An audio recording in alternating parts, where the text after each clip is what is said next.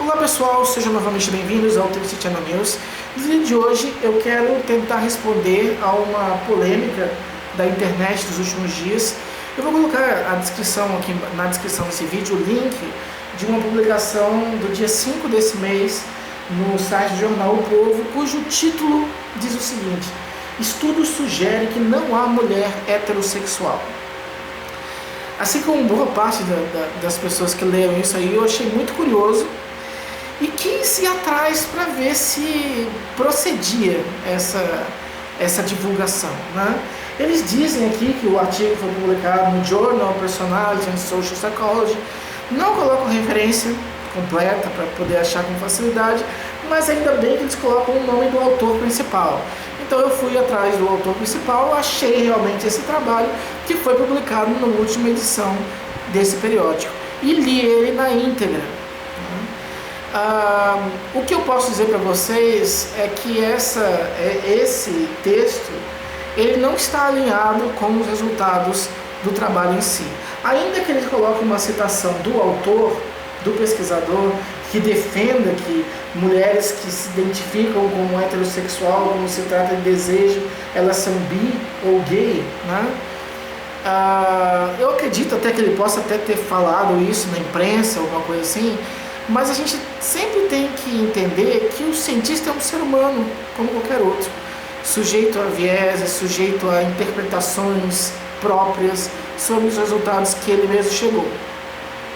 Então por isso que é importante a gente ir atrás da fonte original, do trabalho em si, porque é ali que realmente está discutido com a literatura, está revisto pelos pares, está com os dados, com os resultados, a amostra, né? É ali que a gente tem que se basear para compreender o que de fato uma pesquisa quis dizer, e não naquilo que o autor da pesquisa disse, certo? Porque às vezes tem esses viés de avaliação, né? Ou até distorções sobre o próprio resultado. Então, no artigo em si, em nenhum momento ele coloca que as mulheres que se identificam como heterossexuais, quando se trata de desejo, elas são bi ou homossexuais ou lésbicas.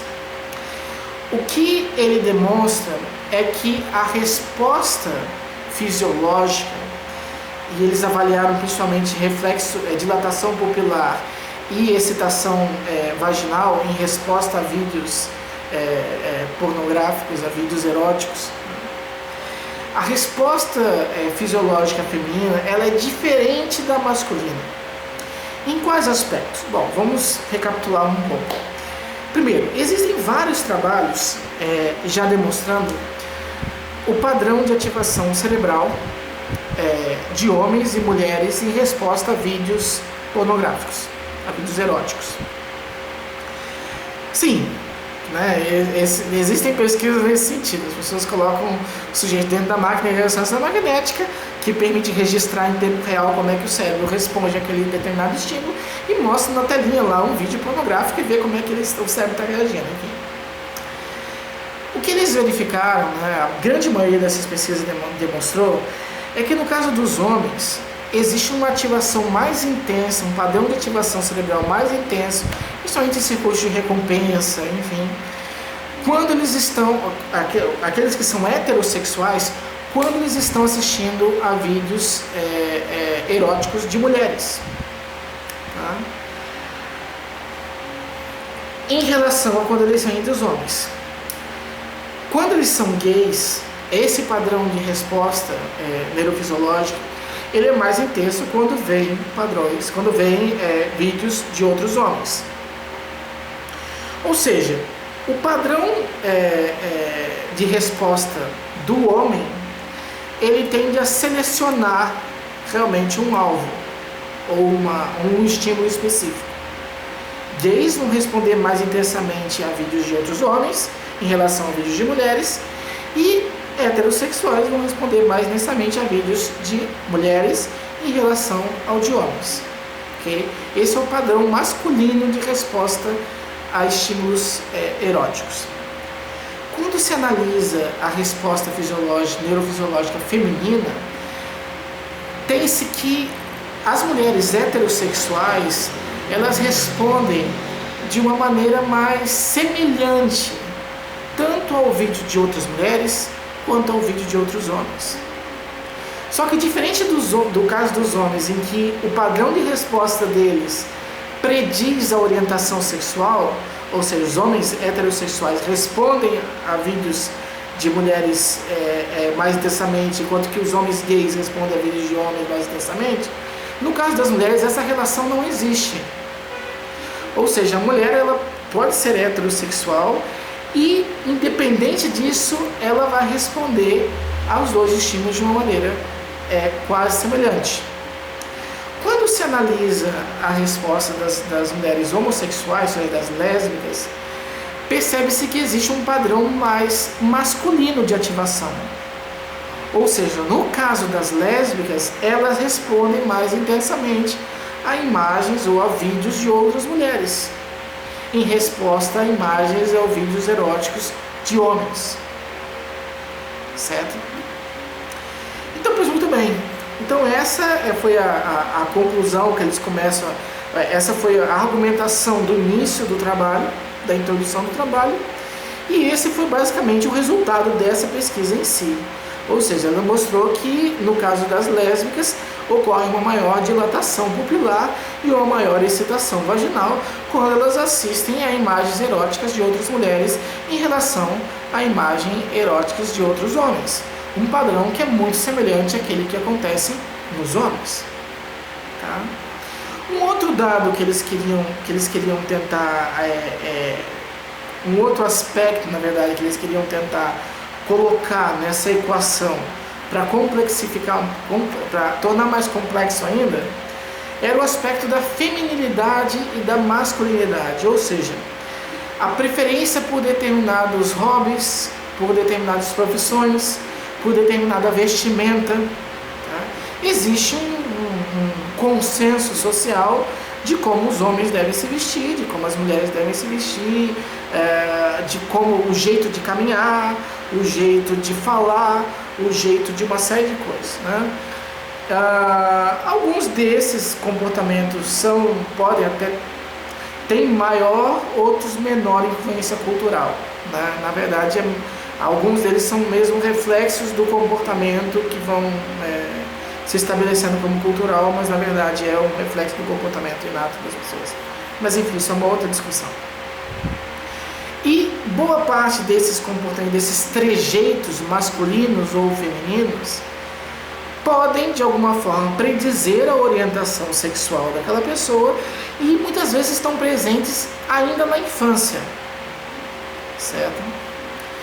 O que eles queriam demonstrar é se, no caso das lésbicas, por exemplo, aquelas que são mais masculinizadas, que têm uma preferência por roupas masculinas, mais masculinas, uma forma de andar mais masculina, enfim, uma profissão mais masculina, enfim, que tem essa preferência mais masculinizada, se elas teriam um padrão mais masculino de responder fisiologicamente a estímulos eróticos. Então eles chegaram a construir uma hipótese de que talvez seja por causa desses comportamentos mais masculinos que lésbicas respondem de maneira mais masculina a estímulos eróticos. Esse segundo aspecto eles não conseguiram corroborar, eles não conseguiram juntar dados para defender, ele deu um resultado nulo, que eles até discutem a possibilidade de futuramente utilizar outros métodos de avaliação para tentar chegar num resultado ou negativo ou positivo, alguma coisa, porque o resultado nulo ele não nos diz muita coisa em termos de pesquisa, né? Ele é um resultado problemático de alguma forma, né? Ele não dá nenhum norte para a gente. Então é importante que outras pesquisas utilizem outros métodos de avaliação de excitação sexual, que não necessariamente esses que eles avaliaram como reflexo pupilar e excitação vaginal. Eles até colocam como um problema o autorrelato, ou seja, A pessoa descrever, ver o vídeo e dizer qual a intensidade da excitação que sentiu vendo aquele vídeo. Por quê? Porque quando a pessoa faz esse autorrelato, ela está sujeita a viés de desejabilidade social, por exemplo, que é o que ela espera que a outra pessoa vai achar quando lê aquilo ali, quem que vai ler aquilo ali que ela está respondendo. Então ela tende a responder de maneira enviesada. Né? Quando você está avaliando medidas fisiológicas, como o reflexo pupilar e excitação vaginal, isso está além do controle dela. Então ela vai ter aquela resposta independente do controle dela.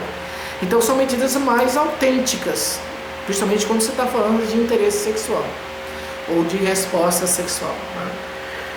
Então, resumindo a ópera, né, ou esse artigo, em nenhum momento ele diz que mulheres heterossexuais não existem. O que ele diz é que as mulheres heterossexuais respondem de uma maneira mais equivalente a estímulos sexuais masculinos e femininos, enquanto que as mulheres lésbicas elas respondem de maneira mais parecida com os homens, ou seja, é específico, tende a ser mais específico para vídeos de outras mulheres, okay? Em relação a vídeos de outros homens.